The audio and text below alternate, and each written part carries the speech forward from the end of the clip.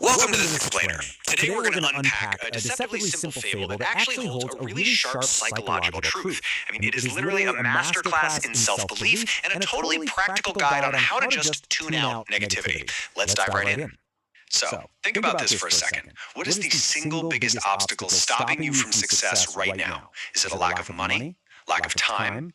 Maybe you think it's a lack of talent? We so often think it's these external physical factors holding us down, right? Well, the source material we're analyzing today suggests something entirely different. To figure out what that real obstacle is, let's just drop right into the start of our story. Picture this. You're in a dense, unpredictable jungle. We start our narrative with a group of 5 frogs. They're just traveling together through this dense jungle, totally minding their own business. But suddenly, the environment turns treacherous. Disaster strikes. Out of the 5 frogs walking along the path, 3 of them suddenly plummet into this massive, dangerously deep pit. Just like that, the whole group is divided. 2 are safe up on the ground level, but 3 are now trapped in this steep, dark, and honestly terrifying hole. And almost immediately, pure panic sets in. Section 1. Trapped in the pit. The struggle begins. So down at the bottom, the trapped frogs begin jumping frantically, right? They're desperately trying to scale these steep dirt walls. But up at the top, looking down over the edge, are the 2 frogs who didn't fall. And, well, instead of figuring out a way to help or, offering words of encouragement, they just assess the depth of the hole and deliver a totally crushing verdict. They start shouting down into the pit, "It's impossible to escape. The hole is way too big. Your efforts are completely useless." They basically become the ultimate antagonists of our story, right when their friends need them the absolute most. This brilliantly illustrates the sheer immediate power of negative reinforcement. Hearing these relentless shouts from above, one of the trapped frogs actually pauses. He actively listens to the discouragement raining down on him. He looks up at the walls, listens to his peers telling him he just can't do it, and he actually believes them. Escaping truly seems impossible in his mind now, so tragically he gives up. He stops jumping, surrenders all hope, and just sits down in the dirt at the bottom of the pit. The negativity instantly claimed its first victim. Section 2.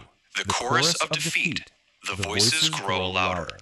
Now, even though one frog has already quit, the other 2 are still fighting for their lives, jumping with absolutely everything they have. But the frogs at the top, they double down on their pessimism. They're shouting that the constant jumping is entirely pointless and that they are doomed to spend their entire lives stuck down in that dark hole. Eventually, this echoing noise breaks the spirit of the second frog, too. He listened to the noise, believed the task was impossible, and accepted defeat, joining that first frog on the ground. But against all odds, one final frog remains. Despite both of his companions giving up right next to him, and despite the constant shouting from above, he completely ignores the noise. He keeps jumping. He flat out refuses to settle. It's 2 totally different mentalities in the exact same environment. Section 3. The unexpected escape. Defying the odds. This final frog is literally exhausting himself, leaping higher and higher, inches from the edge. The frogs on top are practically screaming in disbelief now. They're yelling down, "Can't you see the others quit? Why are you still trying?" But he just keeps jumping, pushing past his physical limits, until, miraculously, he catches the edge and launches himself entirely out of the pit. Okay, so I want to pause the narrative for a second and ask you, how did the third frog escape? Think about it. The other 2 had the exact same physical jumping ability, yet they failed. The frogs at the top were mathematically certain it couldn't be done. So what was his secret weapon? Here is the unexpected twist from our source material. He was deaf. Yep, that is it. He succeeded purely because he physically could not hear a single word of the loud discouragement being shouted at him from the top of the pit. While the other 2 frogs were being completely paralyzed by that chorus of defeat, this frog was totally insulated from it. Because he couldn't hear the negativity, he didn't know it was supposedly impossible, so he just kept working until he was free. It's wild, right? Section 4. The ultimate life lesson. Translating the fable to reality. Now, the source material uses this story to paint a very clear picture of our own lives. Those frogs on top of the pit, they are the real-world naysayers. They represent the societal judgments, the pessimistic colleagues, the doubtful friends and family members you face every single day. Whenever you try to climb out of your own pit, there will always be voices standing safely at the top telling you it's impossible. And this brings us to an absolutely brilliant phrase highlighted in our source material. In Hindi, there is a rhyming proverb, "Sabse bada rog, kya kahenge log." Translated, it means, the biggest disease is, what will people say? The core message here is that the ultimate disease hindering human potential isn't a physical ailment at all. It's the paralyzing fear of external opinions. It's the noise that makes us stop jumping and sit down in the dirt. We let the perceived judgment of others dictate what we believe we are capable of, which introduces the highly practical truth of society's paradox.